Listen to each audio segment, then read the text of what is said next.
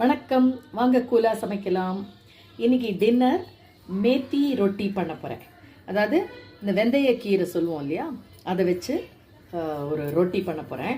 வெந்தயக்கீரைன்றது இந்த அதுலேயே சின்ன கட்டாக வரும், பொடியாக ஒரு கட்டு வரும் இல்லையா. ஸோ அந்த மாதிரி 2 சின்ன கட்டு வாங்கி பொடி பொடியாக நறுக்கி வச்சுட்டுருக்கேன். இது ரொம்பவே உடம்புக்கும் நல்லது இது. ஸோ இதை கொஞ்சம் கசப்பு தன்மை இருக்கும், பட் சப்பாத்தியில் போட்டு கலந்து பண்ணும்போது ரொம்பவே டேஸ்டியாக இருக்கும், வாசனையாக இருக்கும், உடம்புக்கும் நல்லது. ஸோ எப்படி பண்ணுறதுன்னு பார்க்கலாம். ஸோ மேத்தியை இப்போ பொடி பொடியாக நறுக்கி வச்சுட்டுருக்கேன். ஒரு 3 கரண்டி 3 பெரிய கப்பில் சப்பாத்திக்கு கோதுமை மாவு எடுத்துட்டுருக்கேன்.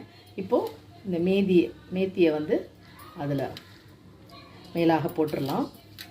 அதுக்கப்புறம் உப்பு, காரப்பொடி, கொஞ்சம் கரம் மசாலா, மெயினாக ஓமம் ஆட் பண்ணணும். டேபிள் சால்ட் ஆட் பண்ணிக்கிறேன். அப்புறம் இந்த ஓமம் போடும்போது கொஞ்சம் அதை கையில் நல்லா உள்ளங்கையில் வச்சு கசக்கிட்டு போடுங்க. நான் ஓமம் அந்த மாதிரி பண்ணி வச்சுருக்கேன். ஸோ ஓமம் ஒரு ஸ்பூன், நல்ல பெரிய ஸ்பூனில் போடலாம்.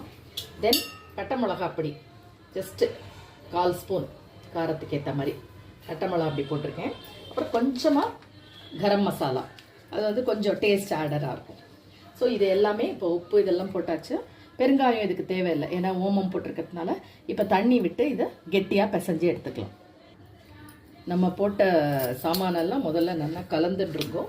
அதுக்கப்புறமா ஜலம் விட்டு கொஞ்சம் கொஞ்சமாக ஜலம் ஆட் பண்ணி கெட்டியாக பிசைஞ்சு எடுத்துக்கலாம். ஏன்னா இந்த கீரை வாஷ் பண்ணி எடுத்துக்கிறதுனால அந்த ஜலமும் கொஞ்சம் இதில் சேர்ந்துக்கும். ஸோ கம்மியாக ஜலம் விட்டு பிசைய ஆரம்பிங்க. பாருங்கள், இந்த மாதிரி கெட்டியாக பிசைஞ்சாச்சு.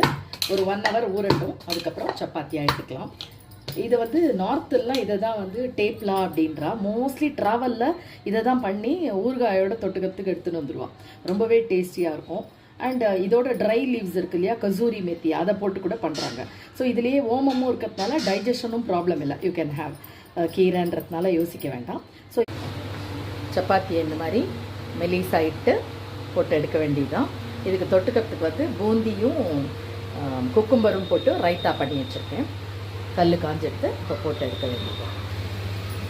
இதை 2 பக்கமும் திருப்பி போட்டு நல்லா வெந்த உடனே எடுத்துட வேண்டியது.